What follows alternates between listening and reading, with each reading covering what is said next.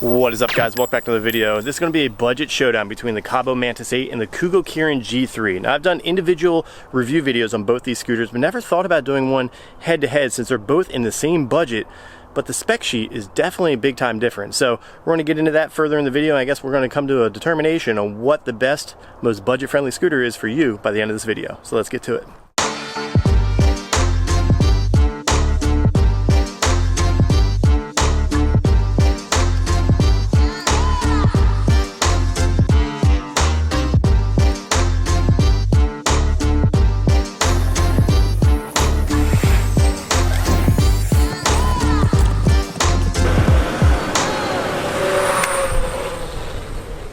So the first question everybody asks is, what makes something budget friendly? And budget friendly means the most bang for your buck. So both these scooters just recently price dropped, which kind of put them both very close to each other in prices. The Kugoo Kirin G3 was originally priced at $1,329, now dropped to $1,099. The Kaabo Mantis 8 originally was $1,199, now dropped down to $1,119. Now that we went over the price, let's talk about the specs and what makes these things very close head to head, and we even notice the small differences between the two.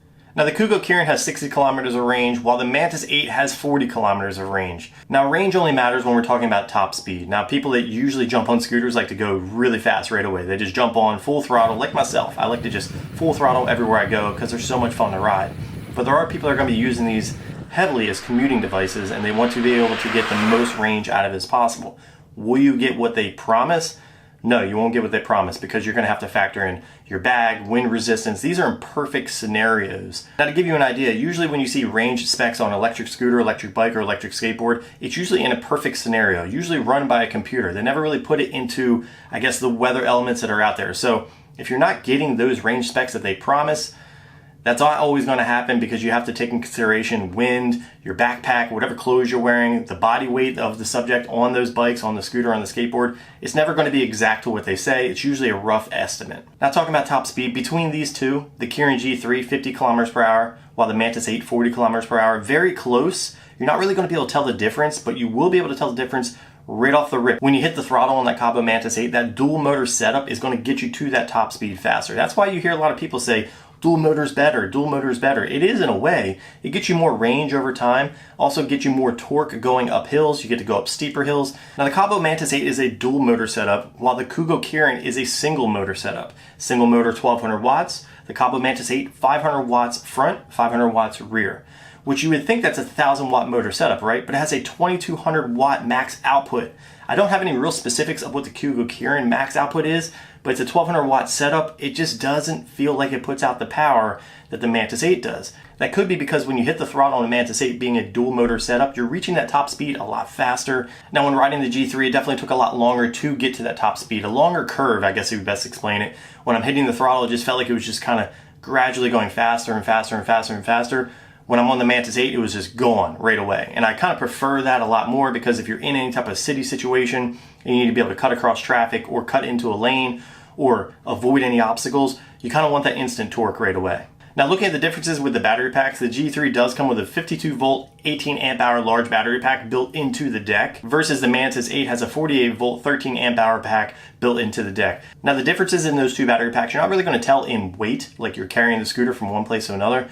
You're going to tell a little bit in range, but like I said, it's all predicated on your riding style. Now we're going to talk about payload weight, not necessarily just the body weight of the individual riding, but whatever luggage or bags you want to carry with you. The Kirin G3 has a 220 pound max limit, while the Mantis 8 has a 264 pound max limit. Now this actually matters pretty heavily if you're going to be using this to travel, maybe substitute a vehicle, or maybe you live in the city and you want to be able to carry a backpack or camera gear like I do. Now the max payloads don't necessarily mean that you can't ride the scooter, or the scooter won't work if you're on it if you weigh over 264 pounds or over 220 pounds. It just means that you won't necessarily meet those specs that they listed earlier with the range and the top speed. Now one of the biggest differences in these scooters is the display. The Kugoo Kirin has a very intuitive display, very big and bold right up in front of you. You'll be able to get all the max wattage output, your top speed, what gear you're in, your battery level, all that right there in front of you.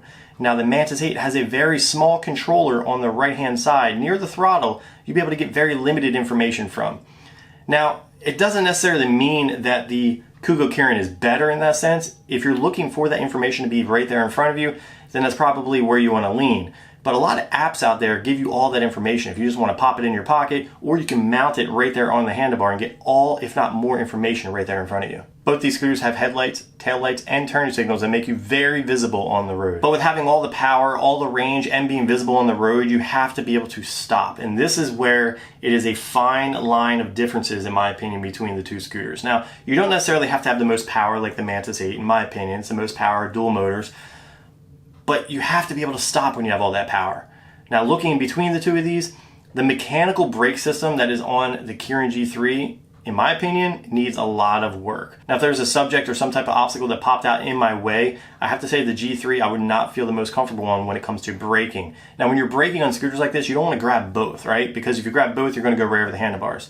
If you grab the rear, you should come to a skidding halt. That isn't necessarily the case on the G3. I actually had to tune the brakes to be able to make them to be able to do that. I had to do quite a bit of work to be able to lube up the cables, lube up the housing, make sure that the connection points were really good on those rotors. Now the Mantis 8, no brainer, man. I had one finger, skidding all the way. They are really, really good. Plus the regenerative braking that is built into that scooter, you could just feather the brake a little bit and the regenerative braking will actually slow you down a little bit, which is actually really nice and actually kind of catch you off guard if you're not used to it. So we've gone over everything. Both these scooters are very good in their own way. They both fold down, you can travel with them. They have high powered motors. One is more powerful in my opinion than the other. One stops better in my opinion than the other.